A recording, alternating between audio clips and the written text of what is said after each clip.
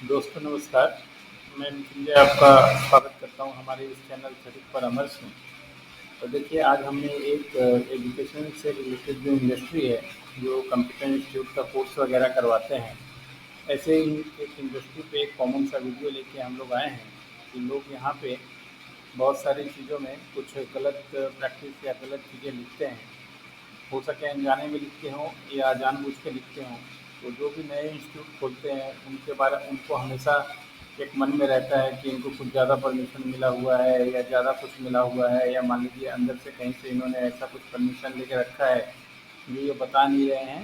तो इससे उनको थोड़ा सा कॉम्प्लेक्स फील होता है। तो आज इसी वीडियो में हम लोग आपको एक एक पॉइंट दूर कर देंगे। ये जो चीज़ें लिखी जाती हैं उसका मतलब क्या है, और जो लिख रहा है वो गलत लिख रहा है तो कैसे लिख रहा है, और सही लिख रहा है तो कैसे लिख रहा है।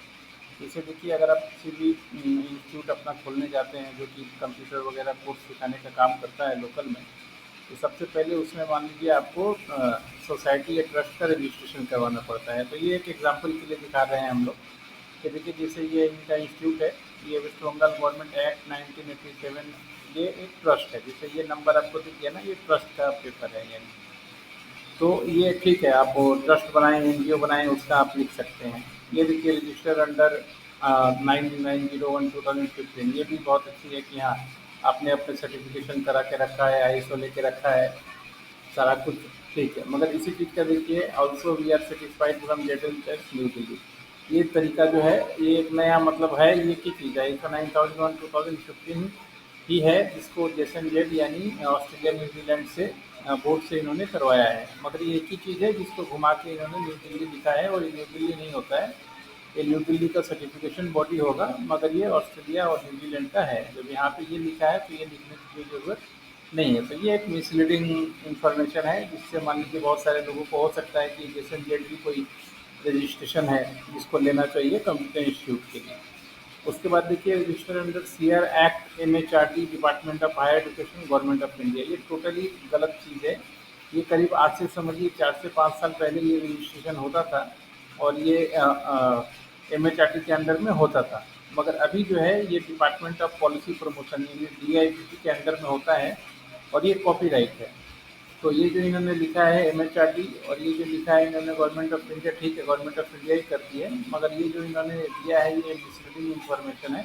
इससे बहुत सारे लोग मिसलीड हो जाते हैं। तो अभी ये चीज़ नहीं चलता है। अगर कोई चाहे तो इन पे गवर्नमेंट को ऑफिशियल, अगर कोई चाहे तो एक्टिविटीज़ भी कार्रवाई भी कर सकता है। अगर कोई दूसरा व्यक्ति कंप्लेन करना चाहे तो कंप्लेन भी कर सकता है। तो ये जो लिखने का तरीका है इनका बहुत ही गलत है। यहाँ पे होना चाहिए registered under DIPT, department of industrial policy promotion, क्योंकि ये सारी चीज़ें हम लोग करवाते हैं, इसलिए इस पॉइंट पे हम लोग क्लियर हैं, और इसलिए हम लोग बता पा रहे हैं। तीसरा देखिए, registered with PM, approved by government of India. Government of India इसका कोई अप्रूवल नहीं देती, ये पीएम है, ट्रेडमार्क रजिस्ट्रेशन है, जो डीआईपीटी से होता है, department of industrial policy promotion. अब गवर्नमेंट ऑफ इंडिया के अंदर में तो सारा कुछ ही आता है। आपके पास भी इलेक्शन कार्ड है, वोटर कार्ड है, तो गवर्नमेंट ऑफ इंडिया आप भी थोड़ी लिख के घूमेंगे ऐसे। उसके बाद देखिए, registered under ministry of MSME government of India, ये भी जो है ये उद्यम का लाइसेंस है, जो उद्यम सर्टिफिकेशन जो होता है वो। तो एमएसएमई अभी वैलिड नहीं करता, अभी उद्यम वैलिड करता है। तो ये भी जो है तरीका है, इनका लिखने का तरीका जो है पूरी तरीके से गलत है।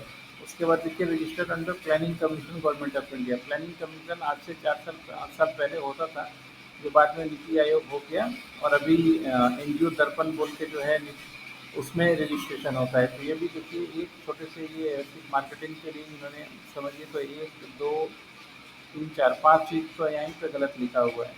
और सिर्फ ये काम इसलिए किया जाता है ताकि ज़्यादा से ज़्यादा लोग इन लोगों का फ्रेंचाइजी ले पाएँ, और ज़्यादा से ज़्यादा लोग इनका काम कर पाएँ। मगर ऐसे चक्कर में ये लोग फंस भी जाते हैं। जब भी कोई मान लीजिए कोई केवाईसी डाल दे या राइट टू एजुकेशन डाल दे, तो इनका मामला फंस जाएगा, इनको इंस्टीट्यूट चलाना भी मुश्किल हो जाएगा। इसलिए आप लोग भी जब भी कोई ऐसा काम करें, तो पहले जो आपके कंसल्टेंट हैं उनसे सलाह मशवरा ले लें कि आप किस तरीके से चीज़ों को लिख सकते हैं या किस तरीके से अपना काम को कर सकते हैं। नहीं तो ज़्यादा होशियार बनने के चक्कर में वो पूरा चीज़ ही बंद करना पड़ेगा। तो हमेशा इस चीज़ का थोड़ा ख्याल रखें कि कैसे चीज़ों को लिखा जाता है, नहीं लिखा जाता है, उसके बाद ही अपने काम को आगे बढ़ाएँ। अब ये जो पूरा काम है हम लोग करवाते हैं, जैसे ट्रस्ट रजिस्ट्रेशन का काम, आईएसओ का काम, ये कॉपीराइट का काम, ट्रेडमार्क, उद्यम रजिस्ट्रेशन कराना, एनजीओ में दर्पण में करवाना और भी बहुत सारा चीज़ होता है जो वैलिड है।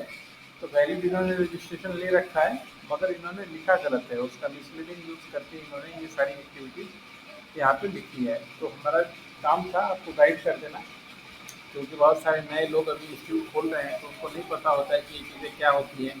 तो वो लोग घबरा जाते हैं कि वो ये पुराने इंस्टीट्यूट वाले के पास इतना सर्टिफिकेशन मिला हुआ है, गवर्नमेंट का इतना लाइसेंस मिला हुआ है, गवर्नमेंट ही गवर्नमेंट लिख के रखा है, गवर्नमेंट ऑफ इंडिया। तो फिर क्या है, वो लोग थोड़ा पीछे हट जाते हैं, मगर ऐसा कोई बात नहीं है दोस्तों।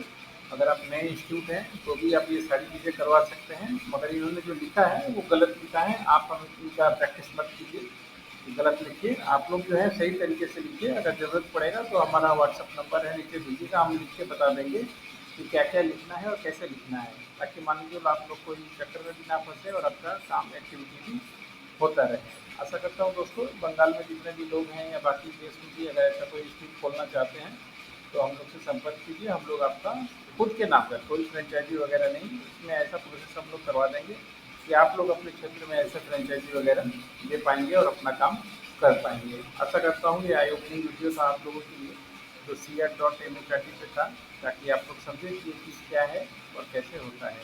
आज के लिए इतना ही। नमस्कार।